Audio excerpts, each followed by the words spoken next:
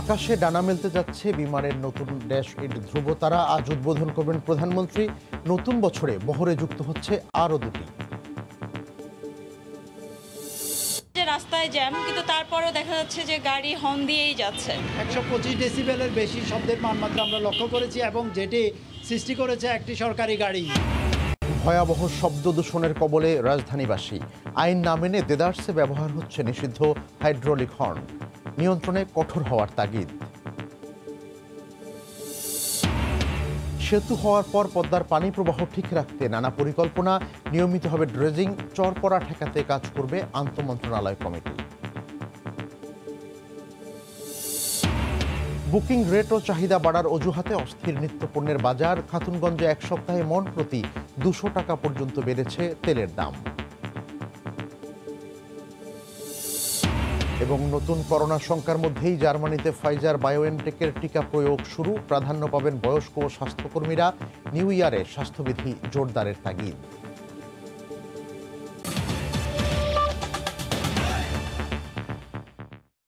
সময় সংবাদের সঙ্গে আছি আমি মিজানুর রহমান খবির। এবার আকাশে ডানা মেলতে যাচ্ছে বিমানের নতুন ড্যাশ এইট ধ্রুবতারা। আজের উদ্বোধন করবেন প্রধানমন্ত্রী শেখ হাসিনা। এছাড়া নতুন বছরে বিমানের বহরে যুক্ত হচ্ছে আরও দুটি নতুন ড্যাশ এইট। করোনা নিয়ন্ত্রণে এলে অভ্যন্তরীণভাবে আগামী মার্চেই চট্টগ্রাম সিলেট ও চট্টগ্রাম যশোর রুটে ফ্লাইট বাড়াতে এসব উড়োজাহাজ ব্যবহারের পরিকল্পনা করছে বিমান সংস্থাটির। এমন সিদ্ধান্তকে সাধুবাদ জানিয়েছেন বিশ্লেষকরা। রিপোর্ট হাজেরা শিউলির। 24শে নভেম্বর বাংলাদেশ বিমানের বহরে যুক্ত হয় নতুন মডেলের অত্যাধুনিক প্রযুক্তির উড়োজাহাজ ড্যাশ এইট ধ্রুবতারা। বিমানের বহরে থাকা আগের দুটি ড্যাশ এইট 400 মডেলের উড়োজাহাজ কয়েক বছরের পুরানো। এছাড়া স্বল্প দূরত্বের উপযোগী উড়োজাহাজ কম থাকায় অনেক সময় বোয়িং 737 মডেলের উড়োজাহাজ দিয়েও ফ্লাইট চালাতে হতো বিমানের। এতে ব্যয়ও হতো বেশি। নতুন ড্যাশ এইট দিয়ে দিল্লি, কলকাতা, ব্যাংককের মতো স্বল্প দূরত্বের আঞ্চলিক গন্তব্যে যাবে বিমান। কানাডা থেকে G2G ভিত্তিতে কেনা অপর দুটি ড্যাশ এইট যুক্ত হবে আগামী জানুয়ারি ও ফেব্রুয়ারিতে। এরপর আরও দুটি নতুন অভ্যন্তরীণ গন্তব্যেও ডানা মেলবে বিমান। কানাডার উড়োজাহাজ নির্মাতা প্রতিষ্ঠান ডি হ্যাভিল্যান্ড নির্মিত 74 আসনের আধুনিক সুযোগ সুবিধা সমৃদ্ধ এই উড়োজাহাজে জীবাণু বিশুদ্ধ করার ফিল্টার থাকায় ভ্রমণেও স্বাচ্ছন্দ্য পাবেন যাত্রীরা। দিল্লি, চেন্নাই, ব্যাংকক, কাঠমান্ডু এইসব রুটে ফ্লাইট পরিচালনা করার মতো ক্যাপাসিটি এই ফ্লাইটের আছে।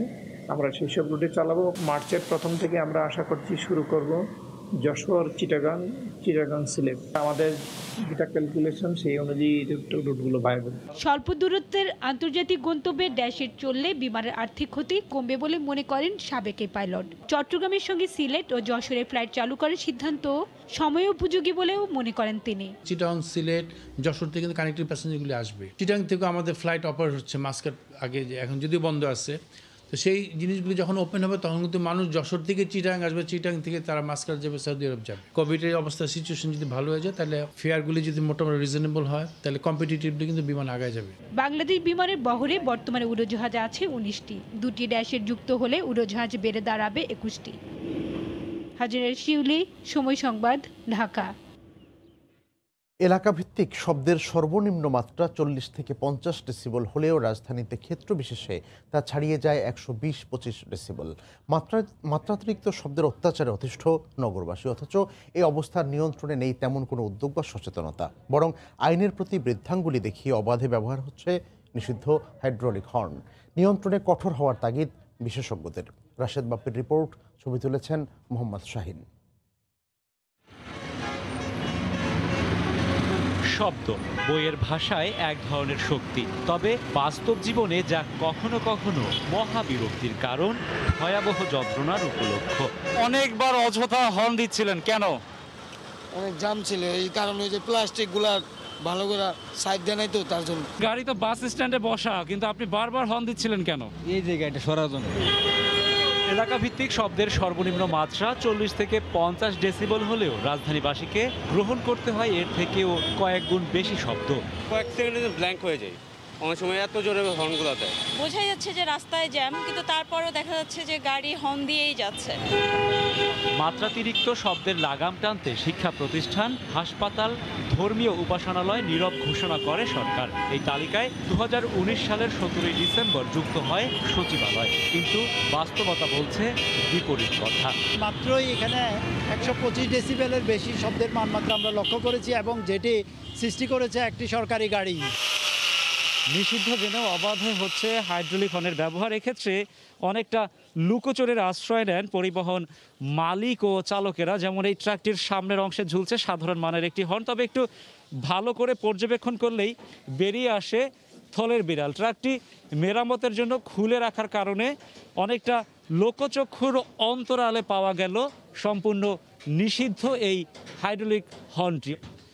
আচ্ছা ভাই, আপনার এই গাড়িতে হাইড্রোলিক হর্ন লাগানো কেন?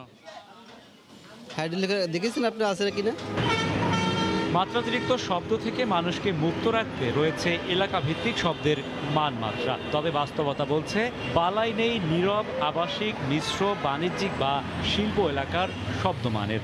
মানুষকে আমরা নির্বিচারে নির্বিরোধীভাবে এদেরকে হত্যা করার দিকে ঠেলে দিচ্ছি। যেখানে ইয়ারমাফ ব্যবহার করা যায়, কানকে রক্ষা করবার জন্য যে প্রোটেক্টিভ ডিভাইসেস আছে, সেগুলো ব্যবহারে যথেষ্ট পরিমাণে উৎসাহ দিতে হবে। শব্দ দূষণ রোধে একটি মনিটরিং সেল গঠনেরও তাগিদ দিচ্ছেন বিশেষজ্ঞরা। রাশেদ বাপ্পি, সময় সংবাদ, ঢাকা।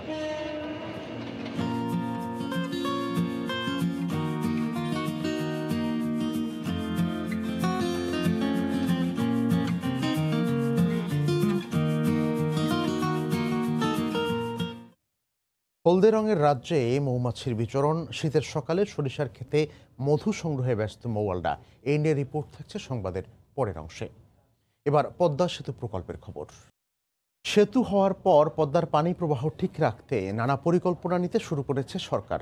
যমুনা নদীর মতো পদ্মারও বড় একটি অংশ জুড়ে যাতে নদী মরে না যায়, সেজন্য নেওয়া হচ্ছে কার্যকর ব্যবস্থা। নিয়মিত ড্রেজিংয়ের পাশাপাশি সেতুর কারণে নদীতে যাতে চর পড়ে না যায় সেজন্য কাজ করবে আন্তঃমন্ত্রণালয় কমিটি। সাইফুল ইসলামের ক্যামেরায় রিপোর্ট এহসান জুয়েলের। বর্ষায় উত্তাল পদ্মা নদী এখন শান্ত সুবোধ বালকের মতো। গত বর্ষায় পানির উচ্চতা আর স্রোতের কারণে জুন থেকে অক্টোবর টানা 4 মাস বন্ধ রাখতে হয়েছিল সব কাজ। সে নদীতে এখন নতুন জটিলতা, নাব্য সংকট। ফলে প্রায় আটকে যায় নৌযান, বন্ধ হয়ে যায় ফেরি চলাচল। জাজিরার দিকে কাটা চ্যানেলের মধ্যে মাঝ নদীতে বড় একটি অংশ জুড়ে যাচ্ছে চর। চলতি শুকনো মৌসুমে এই সংকটটা একটু বেশি দেখা যাচ্ছে। নদীতে সেতুর 42টি পিলারের সবগুলো নির্মাণ কাজ শেষ হওয়ায় বিশাল এই পিলারগুলোর গোড়ায় আটকে যাচ্ছে পলি। পিলারের গোড়ায় বালি সরিয়ে নিতে সেতু প্রকল্পের অধীনে চলছে নিয়মিত পলি অপসারণ। তবে নদীতে নৌযান চলাচলের বিষয়টি নৌপরিবহন মন্ত্রণালয়ের অধীনে বলে তাদের সাথে সমন্বয় করে কাজ করা হচ্ছে বলে জানায় সেতু মন্ত্রণালয়। নৌযান চলাচলের ক্ষেত্রে নৌপরিবহন মন্ত্রণালয়, একই সাথে আমাদের পানি সম্পদ মন্ত্রণালয় যে পানি প্রবাহ ঠিক রাখার জন্য, এটা কিন্তু তাদের ম্যান্ডেট। সেতু যেন ক্ষতিগ্রস্ত না হয় সেক্ষেত্রে সেতু যে পিয়ারের এলাকায় যে নিরাপত্তা ব্যবস্থা, বালি সরে গেলে সেখানে ব্যবস্থা রাখা এবং যদি বেশি জমে সেটার ব্যবস্থা রাখা সেতু বিভাগ করবে। এটা সমন্বিতভাবেই হবে। প্রকল্প কর্তৃপক্ষ বলছে যমুনা সেতুর পিলারগুলো 100 মিটার পরপর হলেও পদ্মা সেতুর পিলারগুলোর দূরত্ব 150 মিটার। তাই এখানে তুলনামূলক পলি জমবে কম। এছাড়া পিলারগুলোর গোড়া 6 কোণা আকৃতির বলে স্রোত কেটে সহজে পানি প্রবাহের সাথে পলি সরে যাবে। নদী যাতে প্রবাহমান থাকে, সেতু হয়ে যাওয়ার পর সেই দায়িত্ব বর্তাবে পানি সম্পদ ও নৌপরিবহন বিভাগের উপর। সেতু মন্ত্রণালয়ের সঙ্গে সমন্বয় করে কাজ করা গেলে বেঁচে যাবে নদী, বেঁচে যাবে পদ্মার প্রাণ প্রবাহ। তাই সবার আগে নিশ্চিত করতে হবে সমন্বয়ের কাজটা। এহসান জুয়েল, সময় সংবাদ, জাজিরা, শরীয়তপুর। সরবরাহ স্বাভাবিক থাকা সত্ত্বেও নানা অজুহাতে অস্থির হয়ে উঠেছে দেশের ভোগ্যপণ্যের বাজার। বুকিং রেটের পাশাপাশি চাহিদা বাড়ার অজুহাতে ভোজ্য তেল, ডাল, ছোলা, আদা, রসুন, পেঁয়াজ সহ সব পণ্যের দাম বেড়েছে কেজিতে 5 টাকা পর্যন্ত। এক সপ্তাহে ভোজ্য তেলের দাম মণ প্রতি 200 টাকা আর ছোলা 400 টাকা বেড়েছে। সাখাওয়াত টিপুর ক্যামেরায় বিস্তারিত জানাচ্ছেন কমল দে। ইন্টারন্যাশনাল মার্কেটে বুকিং রেট বেড়েছে দাবি করে গত 1 মাসে সব ধরনের ভোজ্য তেলের দাম পাইকারি পর্যায়ে বেড়েছে 1000 টাকা, আর এই সপ্তাহে বেড়েছে প্রায় 200 টাকা। 6 মাস আগের হিসাব করলে আপনার পামোলের বুকিং ছিল $530 থেকে $40, এখন আজকে হয়ে গেছে প্রায় $950। এবং সোয়াবিন তেল আপনার বুকিং রেট ছিল আপনাদের 6-7 মাস আগে ছিল $630-40, আজকে প্রায় $1050 হয়ে গেছে। এরা বলতেছে ফাস্টফুড যারা আমরা যার কাছ থেকে নিয়ে এরা বলে বুকিং রেট বিদায় দাম বেড়ে গেছে। রমজান না হলেও ছোলার বাজারে চরম অস্থিরতা বিরাজ করছে। সাম্প্রতিক সময়ে মন প্রতি 300 টাকা বেড়ে এখন ছোলা বিক্রি হচ্ছে 2600 টাকা দরে। একইভাবে বেড়েছে সব ধরনের ডালের দাম। ছোলা যেখানে 2200 টাকা ছিল, কিন্তু এখন ছোলার দাম অনেক বেশি, কারণ ছোলা এখন বিক্রি হচ্ছে 2600 টাকা, প্রায় 400 টাকা বা 300 টাকা বেড়ে গেছে। দেশের বাজারে আদা, রসুন এবং পেঁয়াজের কোনো ঘাটতি নেই বললে চলে। সরবরাহ পর্যাপ্ত, কিন্তু নিয়ন্ত্রণে আসছে না এসব ভোগ্য পণ্যের দাম। রসুন ছিল গত সপ্তাহে 75 থেকে 80, এখন সেই রসুন 85 থেকে 90। পেঁয়াজের দাম স্থিতিশীল আছে, এই প্রায় আপনার 15 দিন থেকে একই অবস্থায় আছে। আদা গত সপ্তাহে ছিল আপনার 130 টাকা থেকে 35 টাকা চায় না, এখন 120 টাকা। প্রতিদিন খাতুনগঞ্জে 1000 কোটি টাকার বেশি ভোগ্য পণ্য বিক্রি হয়। দেশের ভোগ্য পণ্যের বাজার পুরোপুরি আমদানি নির্ভর হয়। নানা অজুহাত দেখিয়ে দাম বাড়ানোর সুযোগ নেয় ব্যবসায়ীরা। এক্ষেত্রে দাম নিয়ন্ত্রণে রাখার জন্য বাজার মনিটরিংয়ের কোনো বিকল্প নেই বলে মনে করছেন ভোক্তা অধিকার। চট্টগ্রামের খাতুনগঞ্জ থেকে কমল দে, সময় সংবাদ। নতুন করোনা সংক্রমণের শঙ্কার মধ্যে জার্মানিতে স্বস্তির খবর। ইউরোপিয়ান ইউনিয়নভুক্ত প্রথম এই দেশে শুরু হলো ফাইজার বায়োএনটেকের টিকা কর্মসূচি।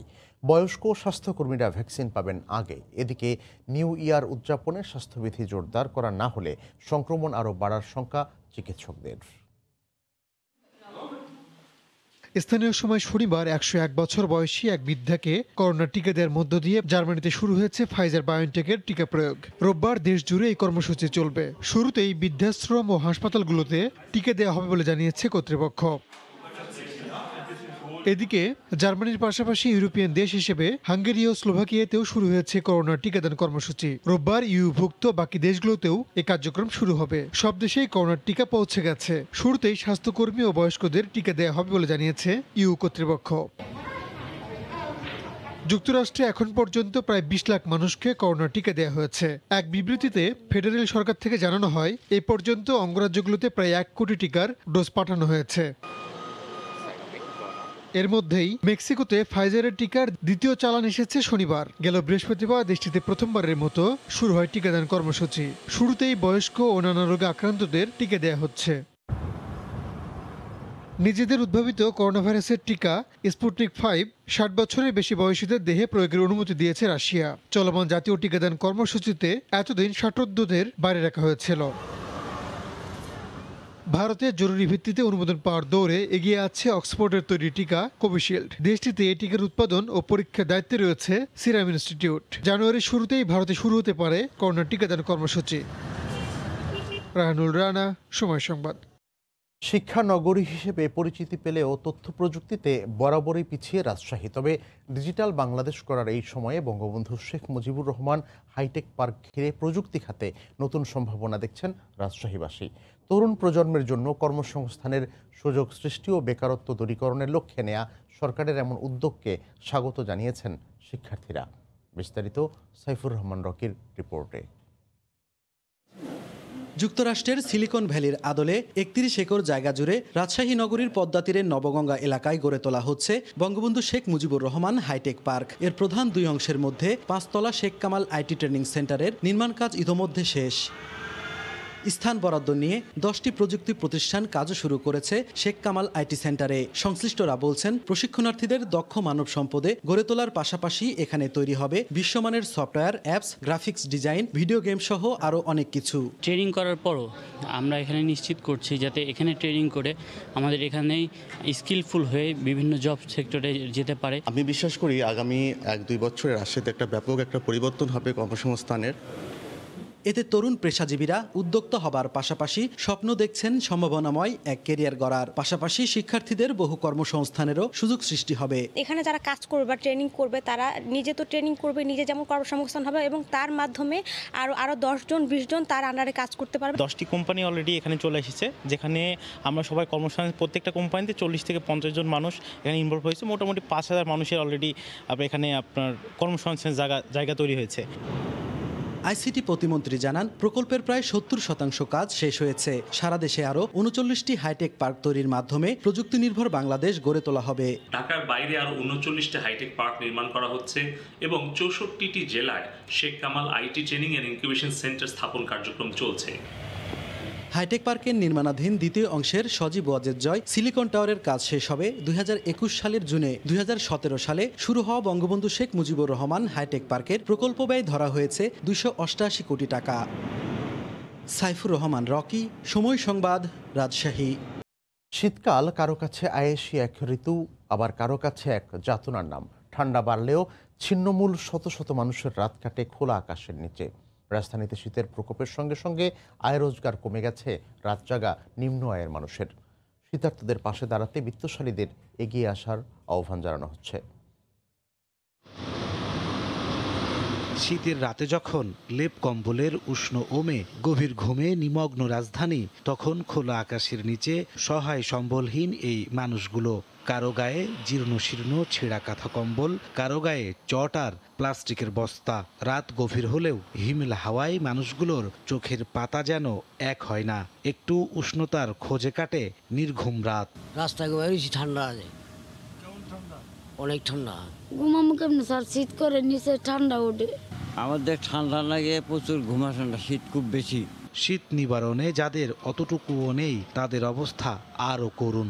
খোলা আকাশের নিচে কেউ কেউ পরিবার নিয়ে বসে আছেন একটি কম্বলের আশায়। আমার পেছনে নাই, বই হয়েছে দৌড়ে আর কম্বল টম্বল তুই পাই। শীতের জন্য বই আছি, কম্বল টম্বল নাই, আশায় আছি যদি কেউ দেয় কম্বল টম্বল। সিএনজি চালাইছিলাম, ঠান্ডায় কাবু হয়ে গেছে, আগুন থাবাইতেছে। ইনকাম খুব কমই, ইনকাম মানুষজন বেশি, শীতের মধ্যে বাইরে হয় না। তো বিত্তবানদের সাধ্যমতো শীতার্ত মানুষের পাশে দাঁড়ানোর আহ্বান তাদের। নাজমুস সালেহী, সময় সংবাদ, ঢাকা। মানিকগঞ্জের ৭ উপজেলায় সরিষা ফুল থেকে আধুনিক পদ্ধতিতে মধু সংগ্রহ করছেন মৌয়ালরা। লাভজনক হওয়ায় করোনার ছুটিকে কাজে লাগিয়ে আগ্রহী হয়ে উঠছেন যুবকরা। তবে তীব্র শীত আর কুয়াশায় ফলন কম হওয়ার আশঙ্কা করছেন কৃষকরা। জেলা প্রতিনিধি মোহাম্মদ ইউসুফ আলীর তথ্য ও ছবি নিয়ে রিপোর্ট। হলুদ চাদরে মোড়ানো মানিকগঞ্জের মাঠের পর মাঠ দেখে মনে হয় যেন হলুদ রঙের রাজ্য। নয়নাভিরাম এই রাজ্যে দেখা মেলে মৌমাছির। শীতের এই সময়টাই হলো সরিষা ক্ষেতে মধু সংগ্রহের সময়। চাষিরা মধু সংগ্রহের জন্য স্টিল ও কাঠ দিয়ে বিশেষভাবে তৈরি করেন ছোট ছোট বাক্স। বাক্সগুলো সরিষা ক্ষেতের পাশে টং করে সারিবদ্ধভাবে রাখা হয়। ভেতরে দেয়া হয় রানী মৌমাছি, যাকে ঘিরে আনাগোনা করে হাজারো পুরুষ মৌমাছি। সকাল থেকে আধুনিক পদ্ধতিতে বাক্স থেকে শুরু হয় মধু সংগ্রহের কাজ। করোনার জন্য তো এখন কলেজ স্কুল বন্ধ, সব কিছুই বন্ধ, এজন্য আমি আসলে এই খামারে ঢুকছি।